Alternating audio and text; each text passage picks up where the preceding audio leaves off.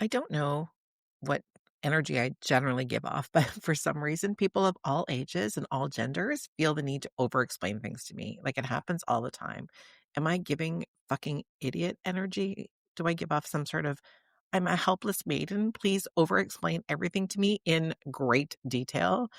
I've been on numerous photo shoot sets where people not in my department are over explaining to me how to do hair. I'm a licensed hairstylist who's been doing hair for over 35 years. I've done hair campaigns for major brands. I've ran hair teams for Fashion Week, Canadian Idol, blah, blah, blah, blah, blah. Honestly, most of the time, I'm just chill with these things. Like have the inner monologue going on when people over explain things to me. I just try not to sweat the small stuff, and no one needs me to be defensive and or drop my portfolio, or maybe they do. I don't know. Sometimes I take what they're saying and I respond with, well, unfortunately, with their hair type, level of porosity, open, roughed up cuticle layer, as well as they are missing the medulla, the style needs a heat of a level of 300. And I just kind of spew out hair theory at them and just watch them glaze over. If you were on set, say to a person in their department, for example, if it's, you're speaking to the hairstylist, are we able to create a looser wave with some shine? It is my job to take your direction and translate it. I ask questions if I'm not clear. You standing there for 10 minutes with, so we're thinking if you add some gel and blow dry the hair with a brush and then maybe finish with a wand, like fucking what? Also, by the way, wands on hair do not give you a finished end. So if you want the ends to be finished, you need to use a Marcel or a clip iron. Anyway, just little things that you pay us for. It's up there with people telling me that their hair pulls red with hair color. Like newsflash, every head of hair on this planet pulls red. It's called color theory. Speaking of pulling red, the redhead in me just wants to say, shut the fuck up. Don't tell me how to do my job. But that remains my inner voice because I am not an asshole. Years ago, pre-Singapore, when I was a single mom, I had someone at my house babysitting my older kids who at the time were maybe 7 and 10. I came home to find out that my entire kitchen had been moved around. All of my drawers and cupboards had dishes, food, pots and pans, obviously except for the stuff in the fridge, although I think the fridge got rearranged as well, all had new places. I was like, what happened here? They said they were doing me a favor and that my kitchen was now more efficient with how they put it together. And they were just helping me out. More efficient for whom exactly? I was livid. Is this gaslighting, pre-gaslighting era? While I appreciated the help with my kids, which is what I had asked for, that was not in the job scope. I spent time arranging it back to how I liked it, swearing and slamming doors, probably the whole fucking time. Well, lo and behold, opportunity presented itself. I found myself at their place in the future on my own for a day. So clearly, the efficiency was lacking in their kitchen. So I helped them out. I rearranged their entire kitchen. My God, it was brilliant. When they came home to me reading a magazine on their couch, sipping a coffee, they realized how efficient I had made their kitchen. Well, to my surprise, they were completely upset. I mean, I was baffled. Clearly, I was helping you out, I said. This is way more efficient for you, I said. It wasn't well received. And this, my friend, is my level of petty. Welcome to the Fuck You 50s, the podcast for women who refuse to tolerate the bullshit anymore. This is real talk, real stories, and a long overdue reality check. I'm your host, Andrea Claire, and this podcast is the filter-free voice you've been waiting for. With a dose of F-bombs. The Fuck You 50s. Unfiltered, unapologetic, and undeniably needed. You know the drill. By the time you hit 50, society expects you to be settling down and perhaps thinking about a comfortable retirement. My next guest is the ultimate example of a midlife reinvention. She is an attorney turned pastry chef, a mother of one, and a grandmother to two. Dawn Belisle is now living her best life as an expat in the south of France.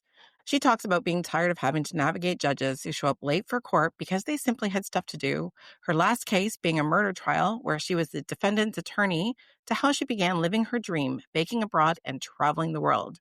As many of you know, I also lived as an expat in Singapore, and we chat about the differences between an immigrant and an expat, because there is a huge difference. She gets real about the challenges of being a world citizen after 50, navigating the French bureaucracy, and why following your passion, no matter how late in the game, is the most delicious revenge against aging gracefully.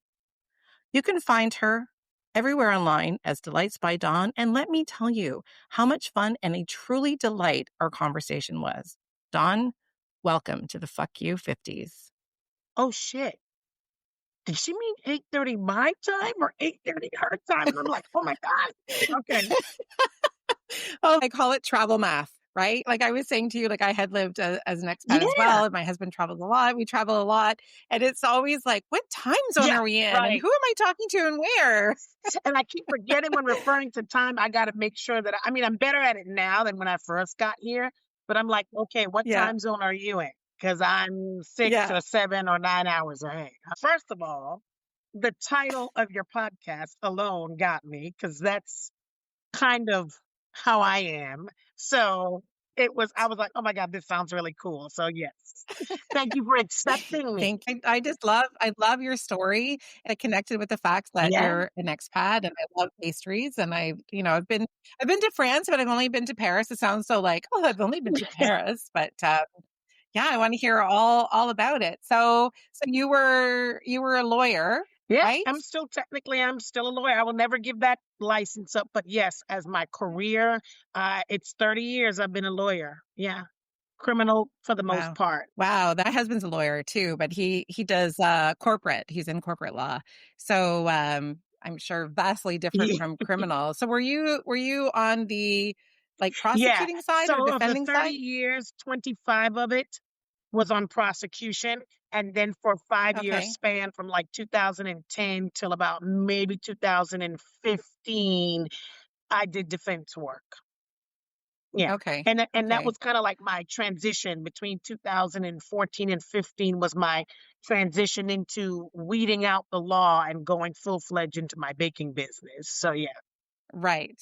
So, were you was your story like the typical like in corporate or in law and just starting to feel burnt out and wanting something else, or did you just kind of you were done, you were just kind of ready to move on? Like where was that for you? So for me, which is weird because now that I'm older, I think back of times that I've always been this person that I'll just say something.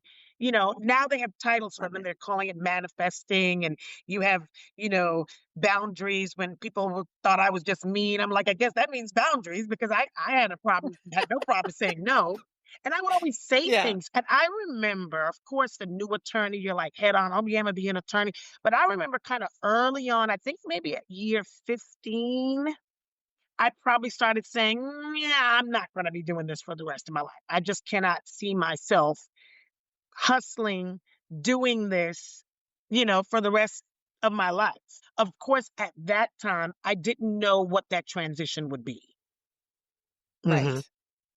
It takes a lot of, I mean, I don't know because I've never practiced law, but just seeing my husband and the hustle that Yeah, he has with corporate. I mean, I'm sure any kind of law, yeah, there's a hustle, there's a lot yeah. of hours put into it, a lot of lack of sleep, Yeah, yeah. I mean, a lot of yeah, and stress. then because I'm a criminal attorney, it's a lot of stress because I'm in the courtroom Yeah, all the time, have to deal with that stuff, and then you can't get everything done when you're in that office. You're bringing stuff home. yeah, You're prepping at home, so you're bringing it home, and so yeah, so that the point where I really was just. I had already started the baking business.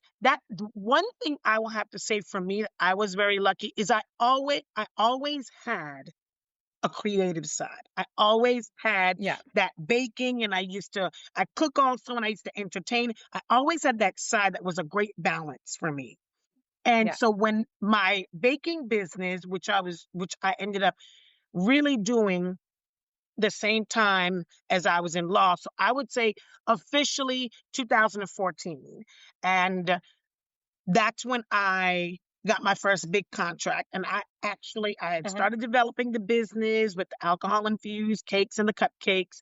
And in 2014, I got my first huge contract with the Georgia Dome slash Falcons to sell them during the Falcons home game and any concerts at the Georgia Dome. And as a result of that, I didn't realize it, but I got a lot of national attention because it was like first time anybody with alcohol infused baked goods have sold any of that type of stuff in a professional stadium. So, like a lot of stuff started That's happening like the fantastic. very first night I did it. And so then, of course, with me having to do that, then I'm like, okay, I can't do both. And I was at Yeah. that point, I was kind of a little tired of the law. I was really tired of always being in court. I was absolutely Yeah. tired of other people not not valuing my time. And I mean, judges Mhm. and people in the, the judge would come on like the bench, like late and then want you to stay late because they had something to do. But I mean, I got something to do. And I literally Yeah. was getting, my patients were like negative triple zero. Like, I'm like, if I stay Yeah. doing this any longer, I'm gonna be found in contempt of court because I'm gonna say something to one of these judges. And I told my office mate at the time, just keep the petty cash ready because I feel it coming on. Yeah.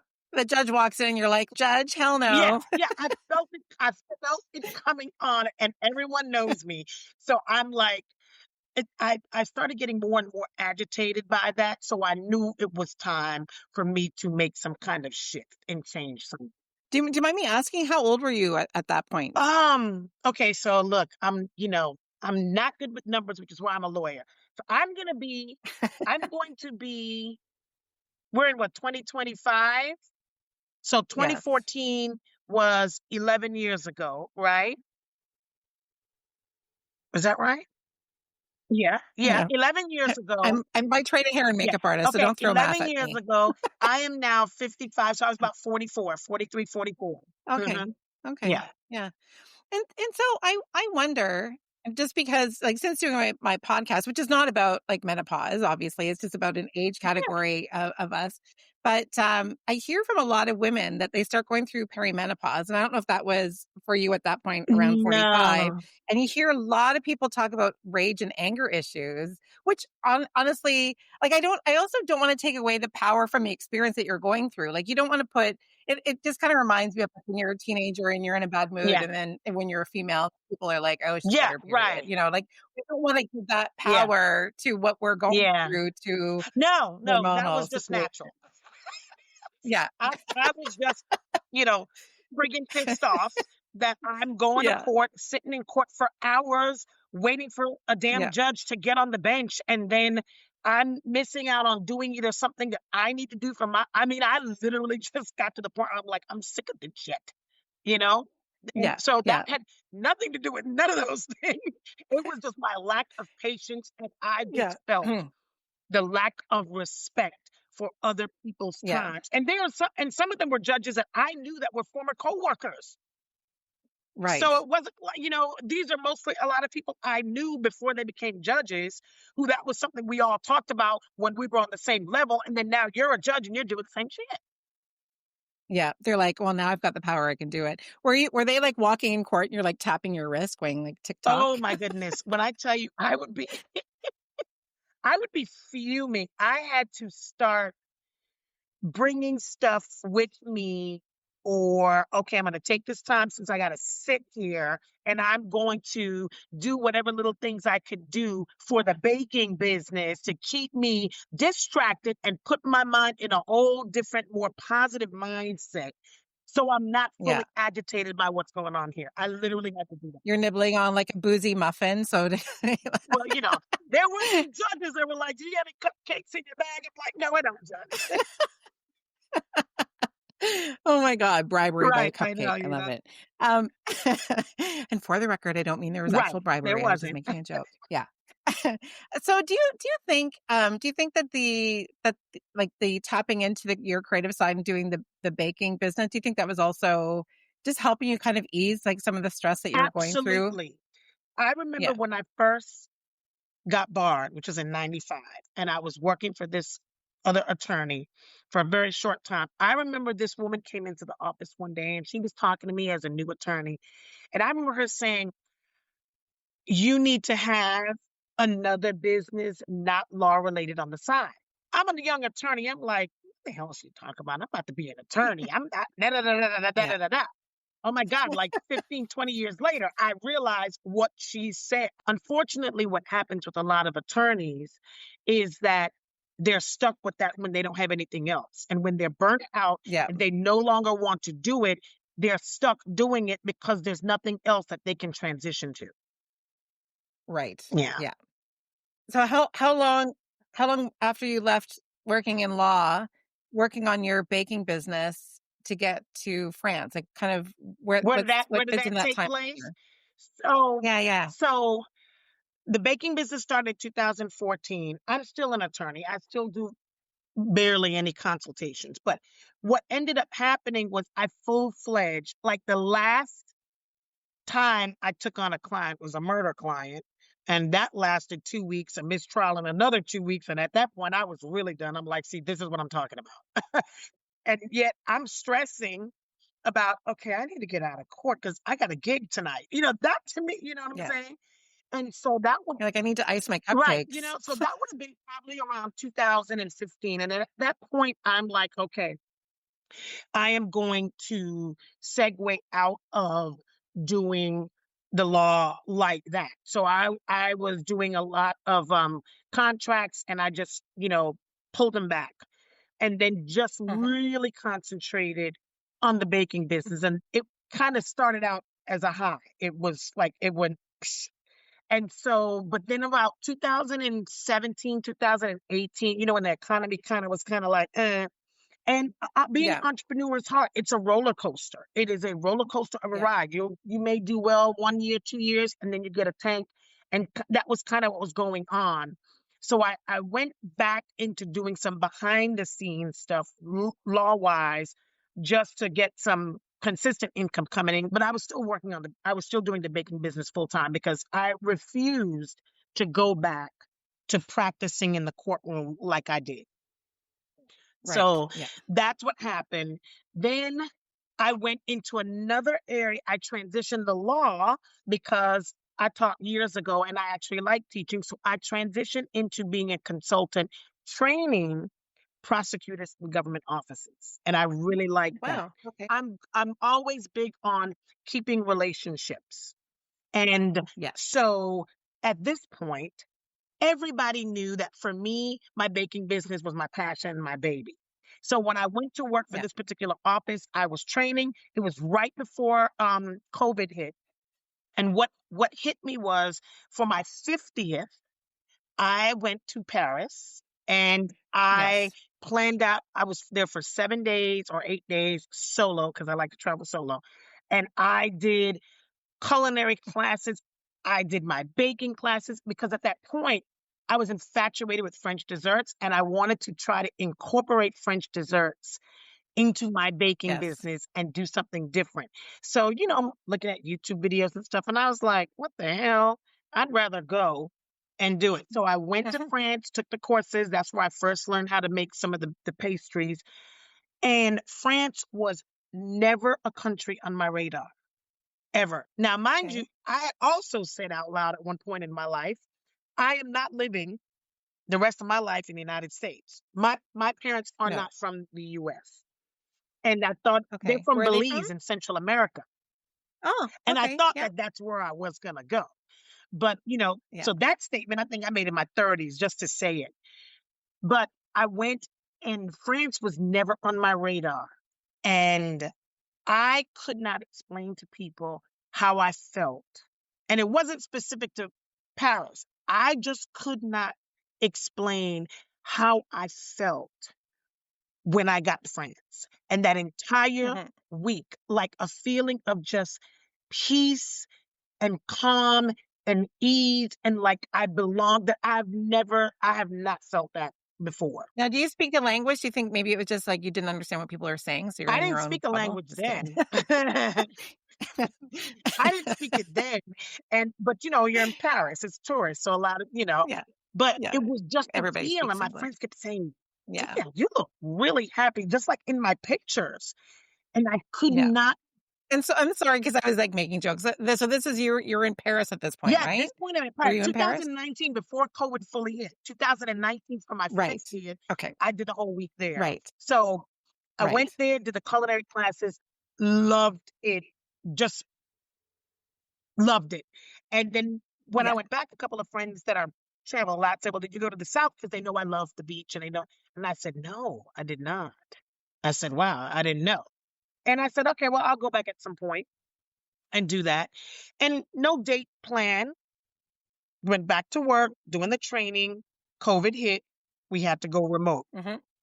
And I know people hate when I probably mention this, but what really drove me to try to see about coming over here was I had a friend, she was older, an attorney. She had lived in France at some point, and she said, "Look, I'm gonna tell you a movie to watch, not because of the plot."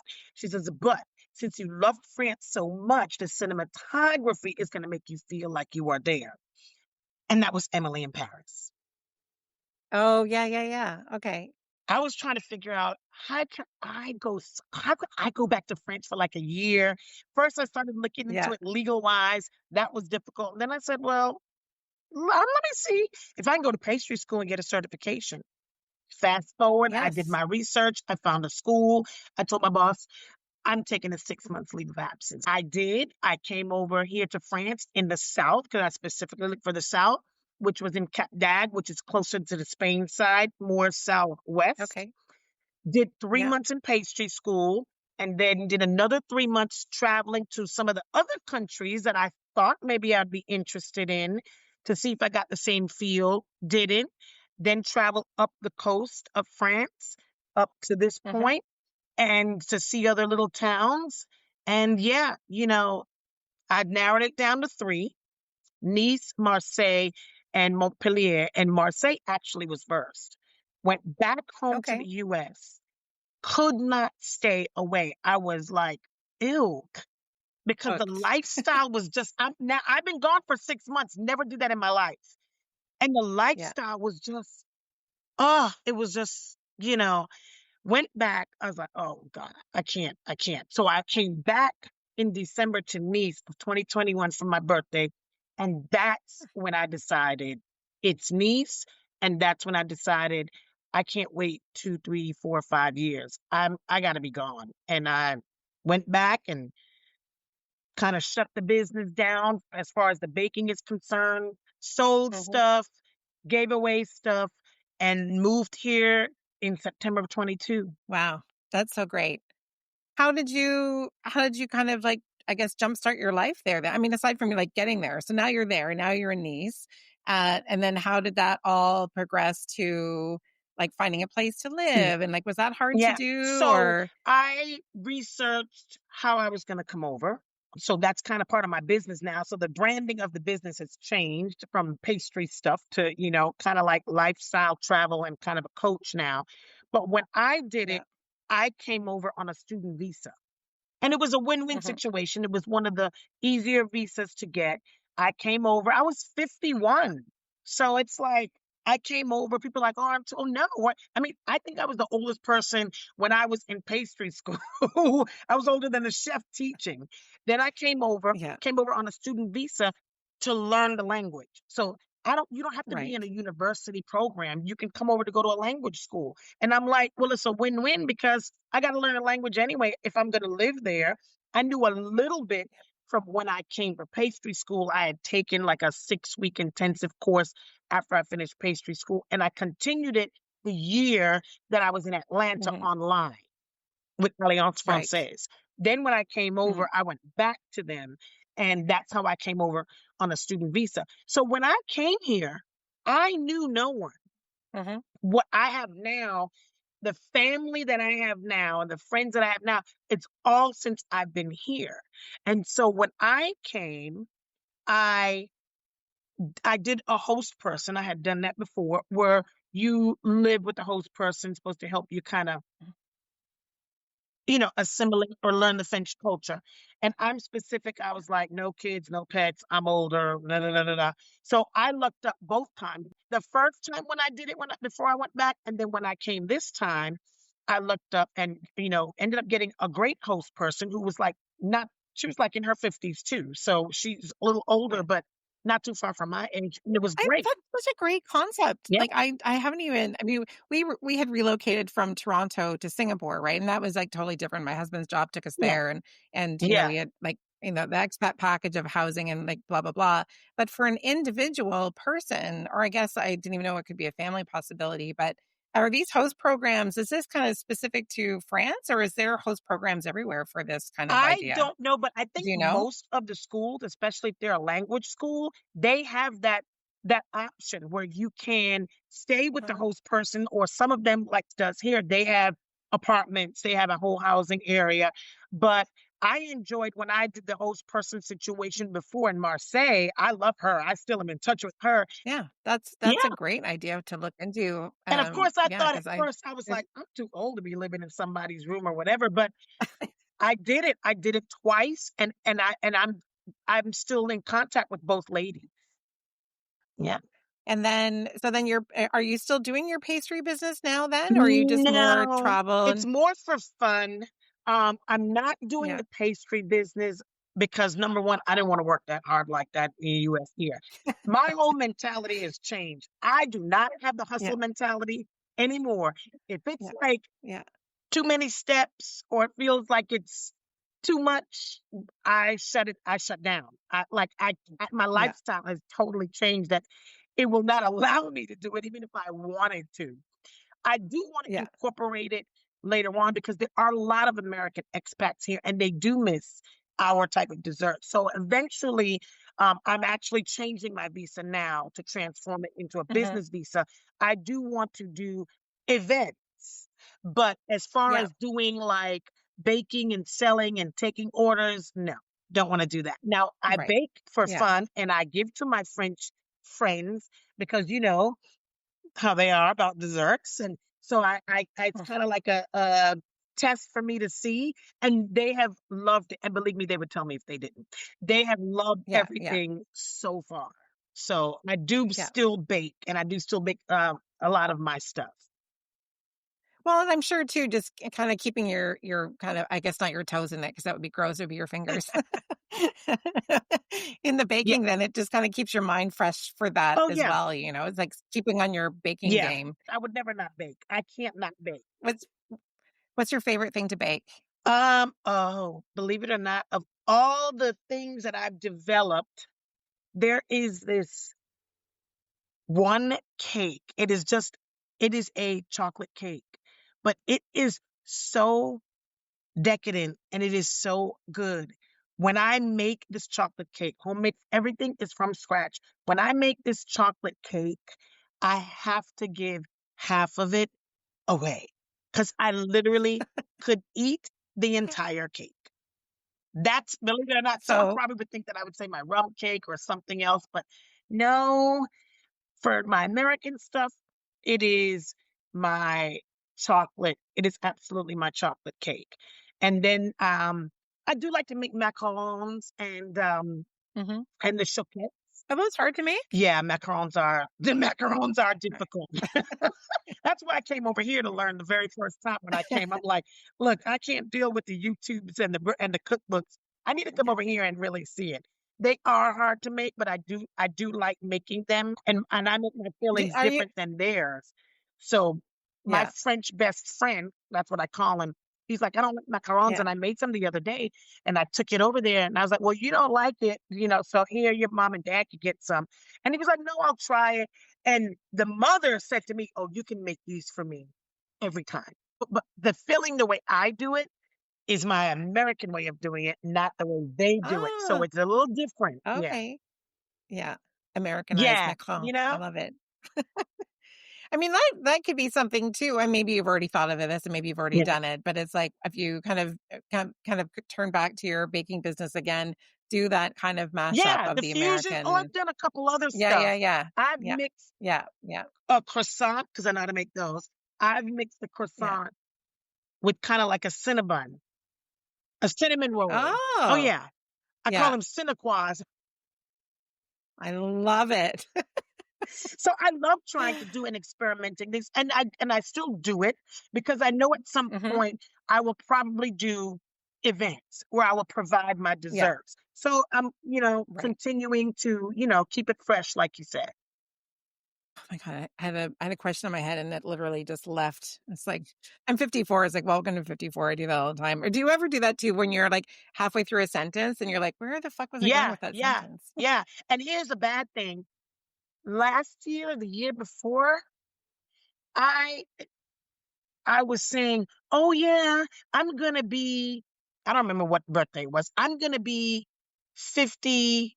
I think it might have been last year. I'm going to be 54. So I do have some American friends who live in the US, but they have places here because they're going to be moving here Mhm. permanently at some point. But at this point, they still come back and forth. So one of them is just like a few months younger than me. And I said, well, how old are you going to be? He says, 55. And I said, well, that can't be. You're born in 70 and I'm born in 69. And he goes, yeah, because you're going to be 55 too. I'm like, no, no, I'm not. I literally like I was so bothered by this. I'm like, no, no, I'm not. That's not because I wanted to, or you know how some people do that. I looked at my Mhm. French best friend and he's cracking up. I'm like, no, I took out the calculator. Like literally, I called my best friend. She's only 3 days younger Yeah. than me. And I said, how old are we gonna be this year? And she thought I was being funny. She said some stupid response back. I said, no, shit, I'm Yeah. for real. Like I'm totally forgetting my age. And she sent it to me and I said, I cannot fucking believe that. Literally. So I'm Dawn, I'm so glad that you're saying this because I have only this year I have actually grabbed up my calculator because I was born in 1971 and I literally have done 2025 minus 1971. And I'm just like, what the fuck? What does the matter with me No, that I can't remember no, how old I I have am? and I have been like a few months ago, I'm like, why? Maybe like a few months ago, maybe more last year. I would go to class when I was still doing French class, and the teacher on the Monday will say, "Oh, what did you do on the weekends?" And you're going to say it in French. I kid you not, I could not remember what I did on a Friday or a Saturday, and this is Monday, and not, and it was to the point where I couldn't even trigger it. Like I really could, and I'm like, what the hell is going on? It's like when we're teenagers, a lot of us keep diaries, right? Just about our emotions and whatever. Maybe this is the age where we need to start keeping And I diaries just to be normally like, don't what do the a fuck did journal. I do last I Thursday? normally don't journal or die, but I might need to. I might need to. I'm like, what the hell? I started taking an improv. I don't know if you must know about Second City because they have Second City in the U.S. as well, but it's a kind of like a famous improv school. So I've been doing Oh, improv, and part of me is also thinking that I will do improv just to help keep my mind. I mean, it's funny because it's like in one hand, it's like I'm only 50. Did I say I was 53? I'm you said 54. 54. Oh You my said God. 54. See, let me You said pull out the 54. calculator. I did say 54. Okay. Oh my God. But part of me also, when I was in a recent improv class, I was thinking because there were some words I couldn't remember, and I'm like, and they're simple words. I don't remember what they were right now, but I just thought maybe this improv is going to help Yeah, me to kind of keep my yeah. mind like. But I feel like I'm not. I feel like I shouldn't be at No, at I that feel age the yet where same I'm like, I just way. need to keep my mind going. Yeah, I feel the same way. I'm like, wait a minute, I'm too young to be having this issue.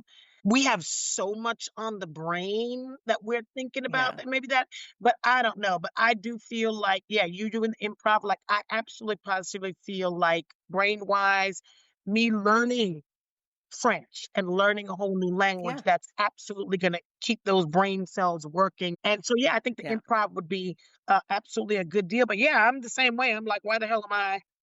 Why am I having these brain fogs? Yeah, I'm too young.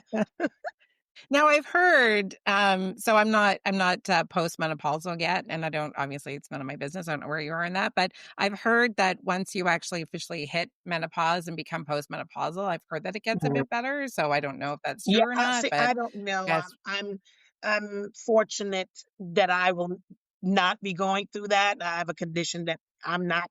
I basically don't go. I haven't gone through and won't be going through that menopausal stuff okay. that most women go through. But yeah, I'm not sure if I should say I'm so sorry to hear that no, or I'm so no, jealous. be jealous. I don't have any hot flashes. I don't have any anger. I don't have none of that stuff. Well, thankfully, I've never had a hot flash. I'm sure people that listen to my podcast get tired of me saying that. I have had anger issues, but I think it's also because I'm a redhead because I feel like I've had that my entire life. So, like, whatever. So when you relocated to Yeah, France yeah. permanently, was there any? any big loopholes that you had to kind of jump through, or was there any kind of moment where you're like, oh, maybe this was not the right thing for me to do? Any roadblocks you hit? Let me just throw 20 questions at you. Never, ever did I ever think this was not the right thing for me to do. Ever. I always tell people that I really feel that my situation is a little different because there were some difficulties that people were going through, like they couldn't get bank accounts because they do make it difficult for Americans to get bank account because of the whole American bullshit of having to report it. They Right. don't want to go through that paperwork when it's a certain amount. They don't want to go through that. I didn't have that problem. There were people that went now when I got here 3 years ago, there were people that were like, oh, it's taking me 4 to 6 months to find an apartment. Literally, I found my apartment within 2 months of getting here. And believe you me, I think my apartment found me because it's probably one of the best apartments in Nice that you could possibly have based on where it's situated. So I always tell people, please, my situation, I have to honestly say, is not going to be the typical situation because that's what makes me feel like shit. I'm supposed to be here because Yeah. It's like fate. it was just almost like effortless. Now the renewal process every year. Now You're like, that's another that's a story. whole nother story. That makes me want to choke out the French because that's a Yeah. whole stressful thing. But there's not been anything that has been that bad to make me say, "Oh, I think I made the wrong decision," or considering going back. Absolutely not. Yeah, Right. It's interesting too because when you, as you know, like when you relocate to another yeah, country, it's understanding not even just the culture, but just how things are yeah, done, like bank wise yeah, and whatever. And like I was saying, like we were expats living in yeah. Singapore, and I was considered the trailing spouse, Um, and so I was on a dependent pass. And I could not open a bank mhm, account without my husband yeah, co-signing, which was really fucking yeah. frustrating. And we were there for 15 years. So Wow. over time, you just kind of like settle into everything. But then during or even like just slightly pre-COVID as well, things there started getting a bit Mhm, anti-foreigner. And so it was hard because I literally was the only expat hair and makeup artist working gotcha. there. And I went from working like a ton to like not working that much. Mm, They started hiring my assistant over me, which is fine. I'm happy that he got the work, but I'm a workaholic gotcha. and I like to Yeah. work. And then one day the bank sent me a letter saying that upon their discretion, they were shutting down my bank account. And so my husband had to transfer all of my money from my account that he had co-signed to open to his account. And he even tried because he had a private banker. So he even called the banker and just said, like, why are you shutting my wife's Yeah. account down? And even like his banker, she just kind of came back to him and said, I don't know what's going on, Mm. but there's nothing I can do about it. And they're shutting her account down. That's really strange and odd. Yes. And it's frustrating. And I think they try to have these roadblocks for the trailing spouse, which unfortunately ends up being mostly women Mhm. for work, Yeah. and in a way I just kind of felt pushed out, Yeah. right? And I could have just chose to just not work anymore. But again, it's hard. Right. It's hard when you're a And woman that's not ready to give up her yeah, and job. if that's not what you wanna do and you need something when you're in another country that's gonna kinda keep you where you're not feeling like a lot of people will feel isolated and feel like but, you have Yes. something that you like to do and you're doing and you're able to do it. You're able to meet people, so that's very odd. Yeah. Yeah. I mean, I did engage in a lot of ladies who lunch. Gotcha. With the champagne, champagne lunches, whatever, Yeah. But yeah, I mean, that's not sustainable either. The physicality of moving abroad is easy. It's not difficult, but you can do it. Like I always compare it to it's easy to open up a business, but can you Mhm. sustain that business for 5 years? Right. So it's easier for you to be able to move abroad and just do what you have to do. But mentally, can you live in a whole other country? Because that's a whole mental, psychological thing there too. And that's what's going Yeah. to be whether you are going to be able to adapt enough that you're going to be able to live in another country if your move is permanent that you're thinking it's going to be. And I always tell people you need to Mhm. think about that first before you even think about the physical aspect of moving abroad. You need to think you're going to be away from your family, you're going to be away from your friends, you're going to lose family members, you're going to lose friends, you're going to be Yep. somewhere if you don't know people. Are you a people person? I am. It's easy for me to make friends. If you're not, how are you going to do that? You may feel isolated. It's a whole mental thing you have to make sure you're prepared for and willing to go through if you're Yep. thinking about moving abroad. I think too, I think really the pandemic threw a big reality into a Yeah. lot of expats too, right? Just because you can't leave your Mm, host country, not necessarily, right? Like I know in Singapore they had very strict yeah. rules, and then of course every country had rules for Yeah. quarantine and whatnot, and Yeah. yeah. So my older daughter actually just before COVID, so at the end of 2019, she was in a bad car accident. She was living back here. So I have 3 kids, and I have one that was still at home. I mean, she's only 17 now, but my older kids are 28 and Okay. 31. And so my eldest daughter, so that was like whatever, do the Yeah. math. Now Gotcha. minus like 2019. And so she was in this car accident, and I get the phone call that I need to come to Canada. Mm, But then you have this it's minimum 25 hours of travel to mm, get from Singapore, mm, and that's, like, getting the best, like, connections, and that's without COVID. Like, if we would have happened to have been at the beginning of COVID, I would have just been yeah. stuck. I would not have been able to come Yeah. over, right?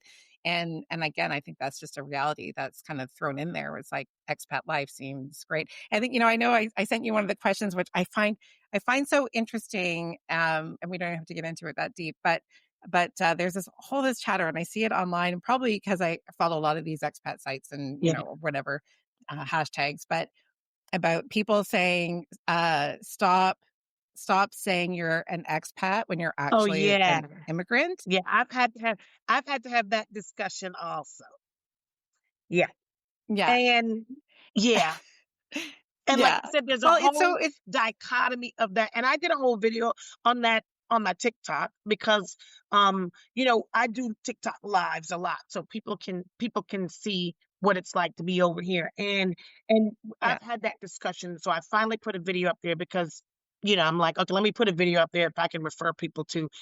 And yes, there's that dichotomy people need to know of expat and immigrant. And so, yeah, when you get down to the technical term, an expat is someone who lives abroad. It may be for a few years, maybe because of work, it may be whatever, but their intention is they're going to go back to their home country. Where immigrant, they're not. They are leaving their home country, but no intention of going back. So I don't remember what it was that happened. So I got really janky with the person. So I did the video kind of like a reply to their comment because they were trying to right, correct me.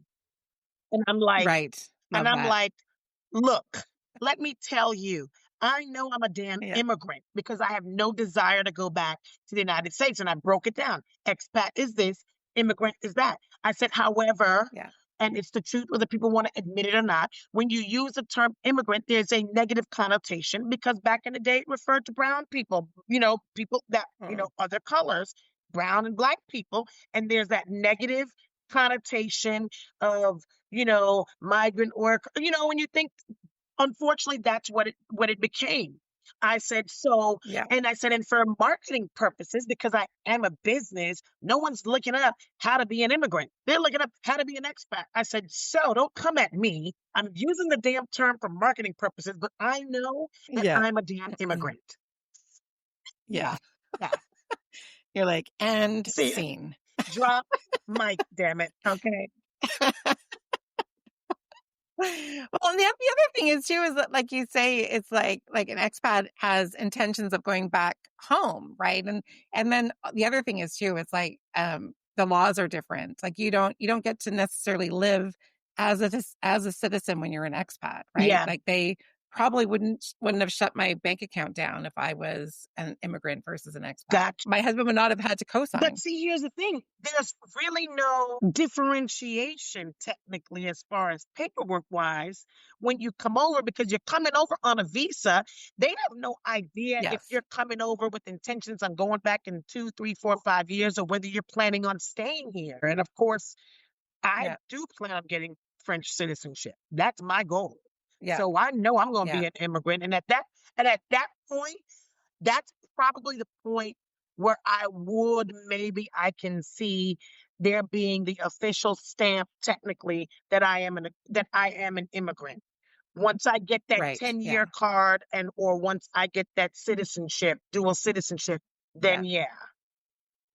Yeah. In order to get that, because you're in France, do you need to be bilingual? Like, And they just raised the damn level this year. At first it was to get the residency card, which is like getting a green card in the United States. It used to be you had to be at A2 level, which is fine.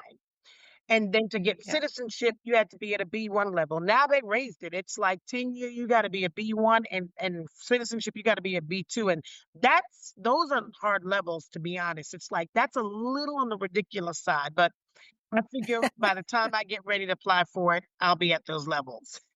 Yeah, you'll Yeah. be good. What level do you think you're at Oh, I now, or do already you know know what you're I'm at at now? now because going to school, the last time I was in school, Yeah. I'm at a B2 Oh, level, but I took B2 three oh, good. times. So I don't think I'm really B2. I don't feel like I'm a B2, but according to them, it says I'm a B2.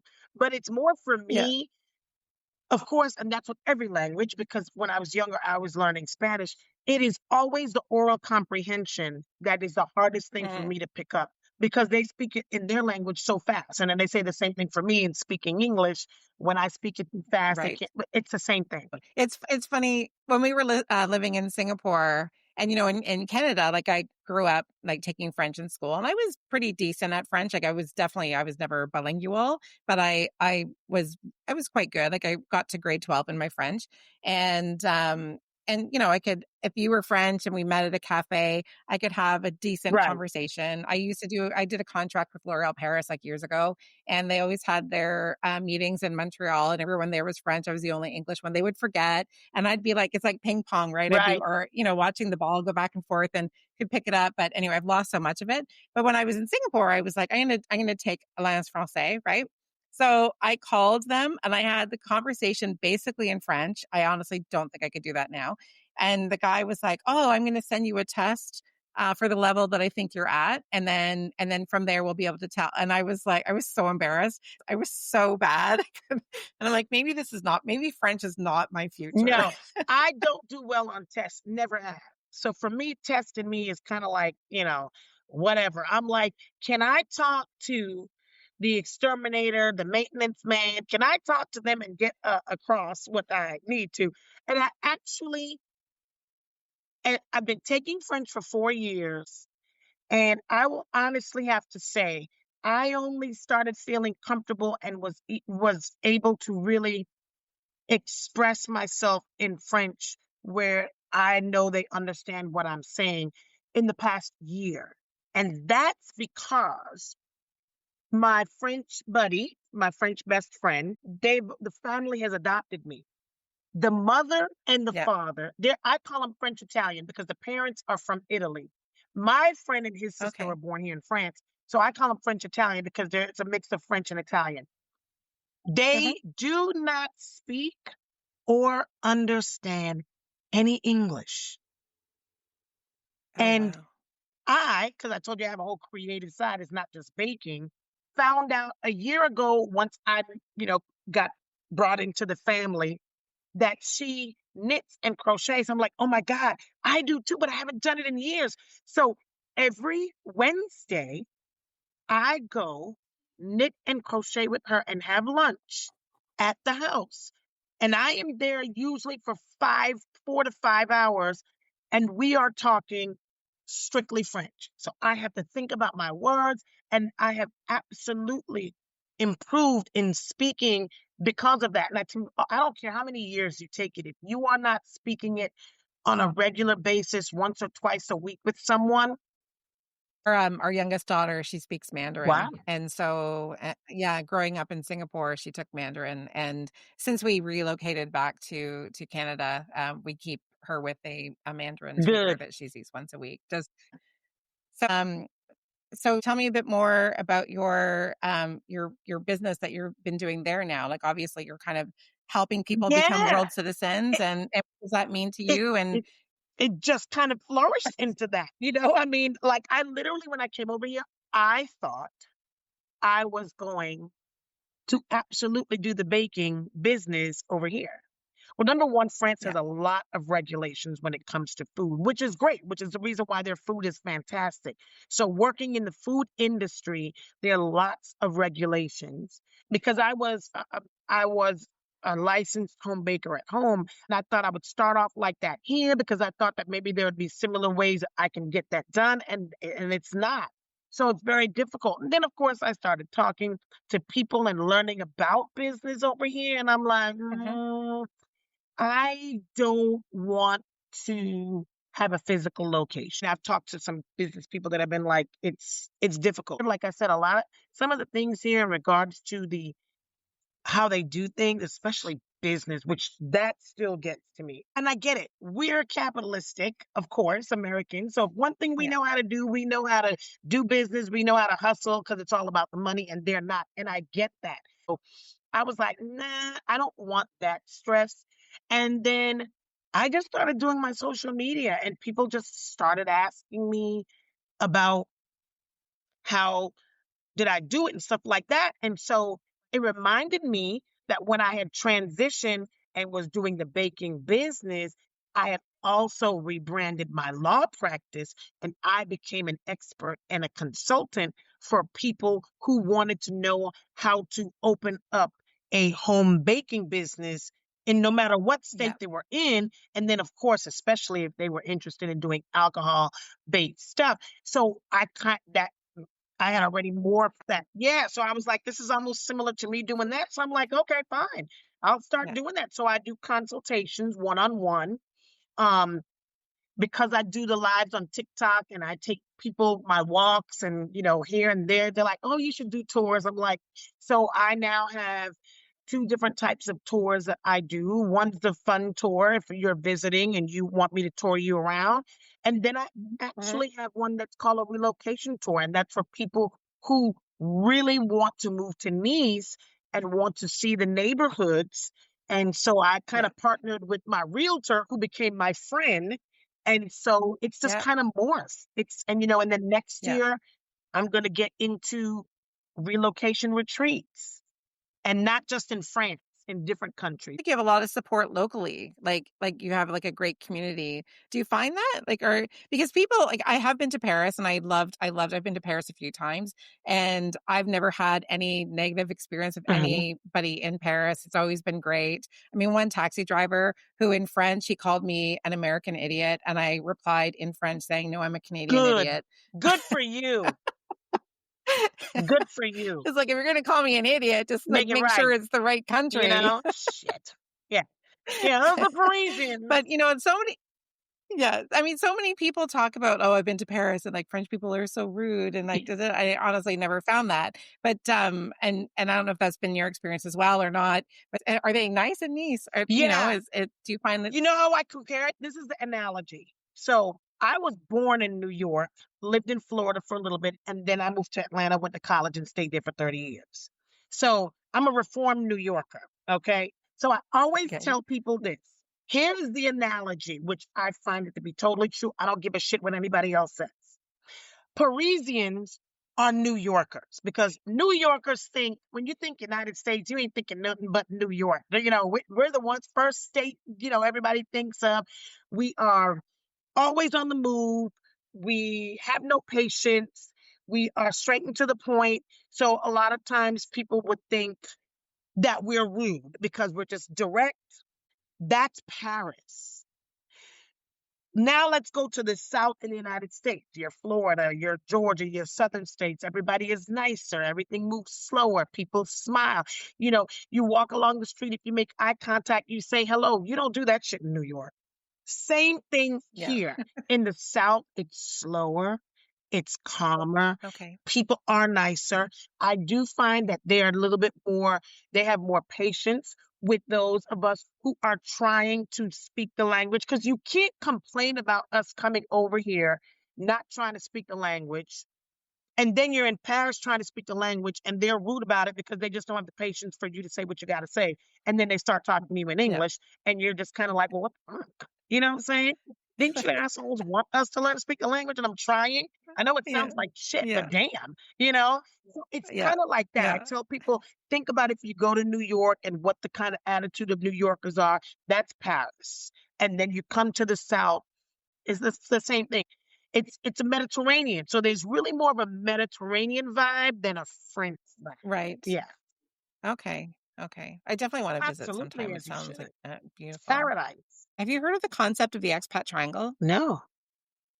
No. So it's really interesting. So there's this concept of the expat triangle. And there was a woman that she I think she kind of started off that concept.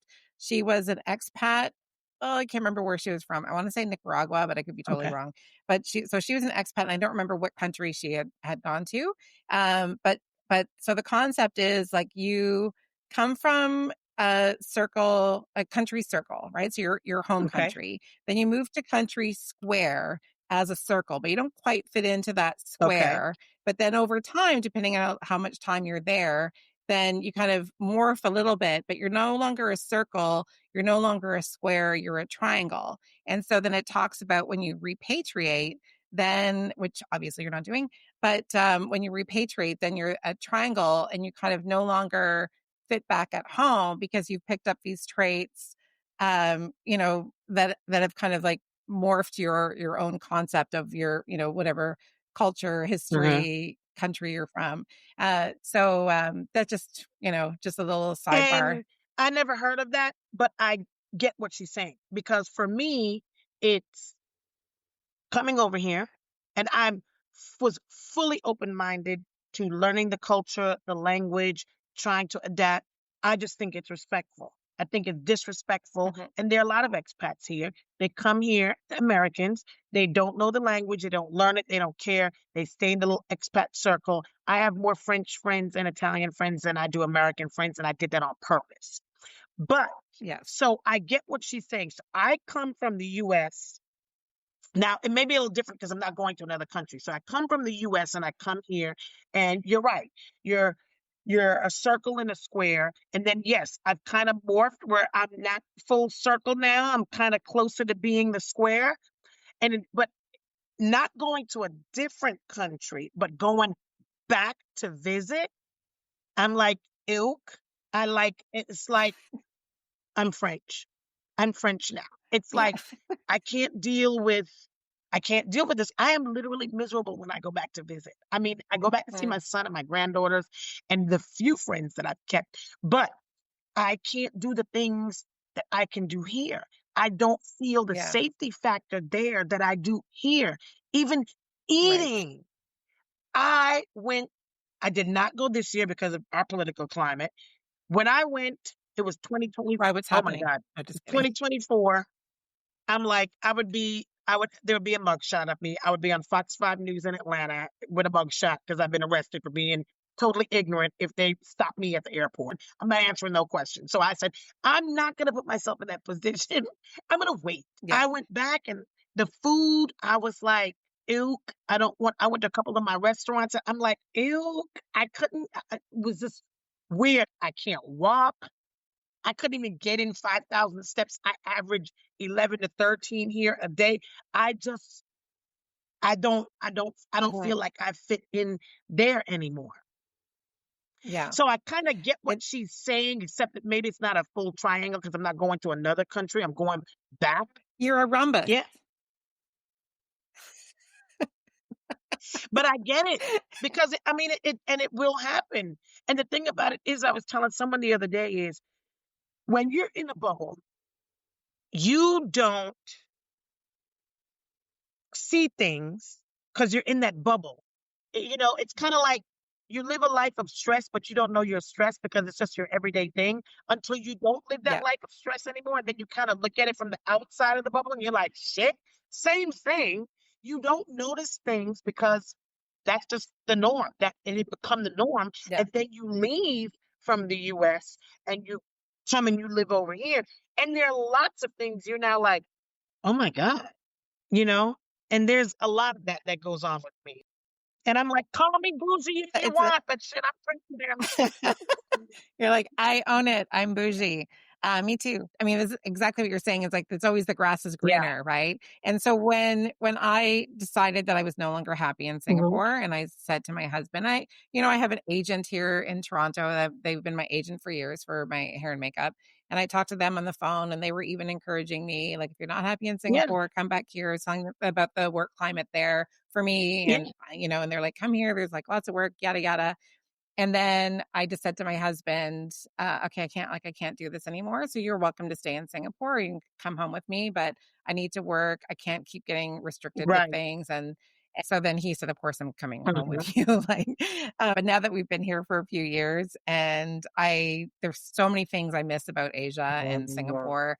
And recently I said to my husband, so what do you think about moving back to Singapore? And he said to me, shut the fuck up. What, but was that a shut the fuck up no, or was that a shut the fuck up? I was thinking the same thing. I mean, I like to kind of keep my mind open and think that he was thinking the same thing, but no, I think it's a no. And like you're Yeah. saying, like all the walking and stuff that Yes. you're doing there, like in Singapore, it's small, but there's so many places to walk around. I did so many jungle walks. And I thankfully we decided a year before we moved back that we were moving. Some expats, they get told their contract is canceled and they have to leave, and they've got like 48 hours to leave the Oh country wow. or whatever, right? Or sometimes it's a bit longer, but it's usually under 30 days to move. And Mm. and so to move a whole household, so to have a year of a heads Yeah. up because you're moving on your own Right. terms, because I had been so Yeah. unhappy, I started like I love walking, so I thought I can start walking in the jungle, Hmm. and then I brought my camera with me and I was like scouting for Yeah. snakes. But the same thing, like I find it's hard to walk around here. Also, life is just different back Yeah. here too. Like because Toronto is a lot bigger than Singapore. And with my daughter going to school, like before she had a bus that would pick her up. Now I'm driving her and picking her up. And, Mm. just Yeah. life is just different, Yeah. So Yeah. I yeah. definitely love I definitely love the quality of life over here, and I get it. Like, we like our quality of life. What's the weather like in Nice? The weather, like, okay, so I have like three reference points. I tell people I have never been to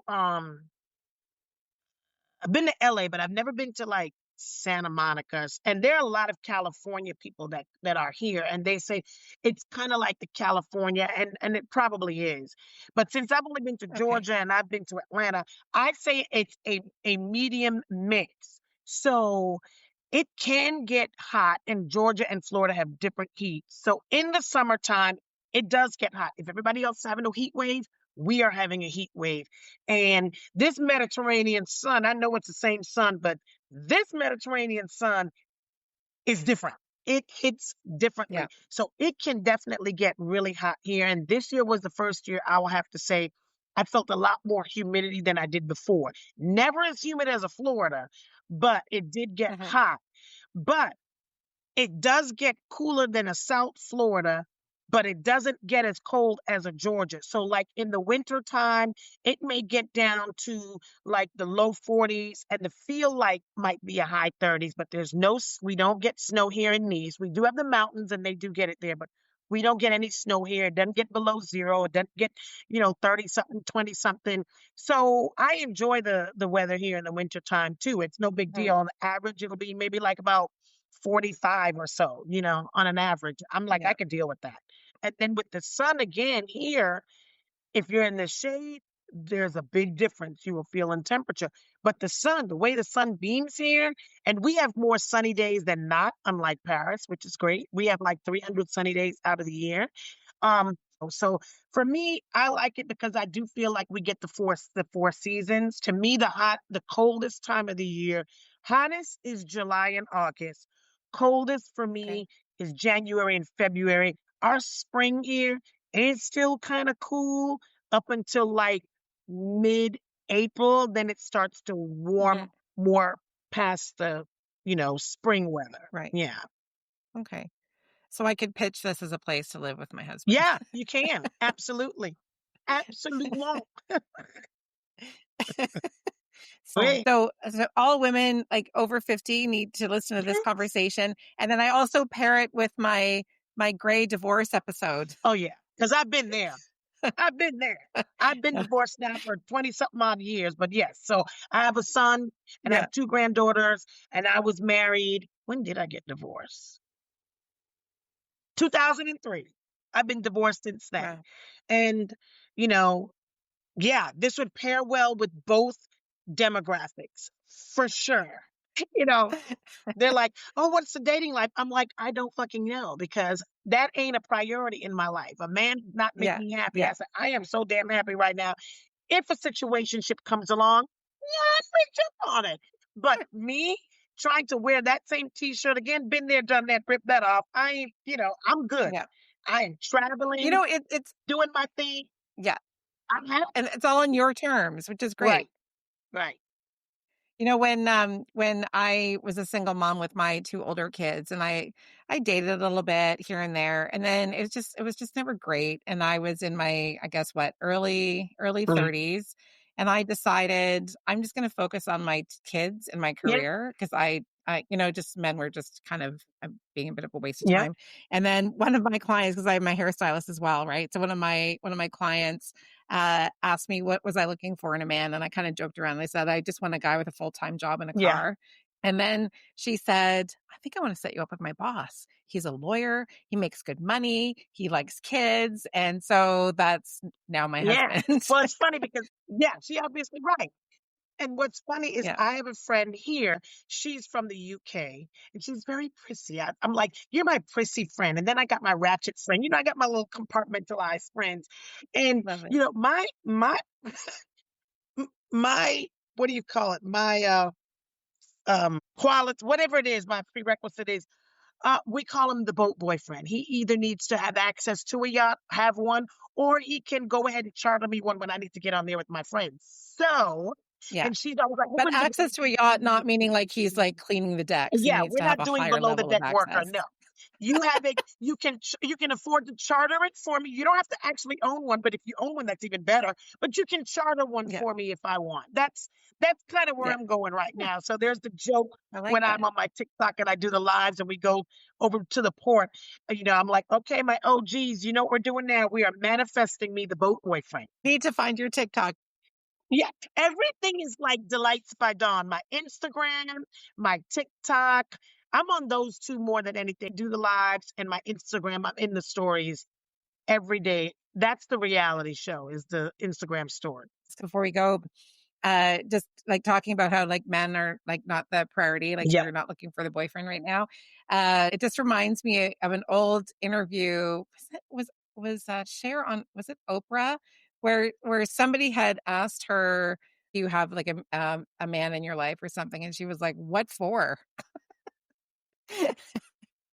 And I just thought that was like such a great And I answer. really think for Like, women that are our age and older, I think, I mean, yeah, if they have one, that's great. But I think now it's at a point where if they don't, it's not a big deal anymore like it once used to be. "Oh my God, you're 15, you've never been married, or da da da da, whatever." No, because I think women are just, we're tired. We're tired of taking care of every goddamn body else. That's why I tell people I look at this, my life is a play. The first act is done. When I turned 50, that was the second act, and that act is for me. I am unapologetically selfish, and can't no one make me feel no kind of way because I wasn't selfish in the first act. Everybody else was. They took from me, I gave and took care of and dealt with whatever. And now this shit's for me. And if you don't fit into my world, then kiss my ass. oh my God, Dawn, I love you.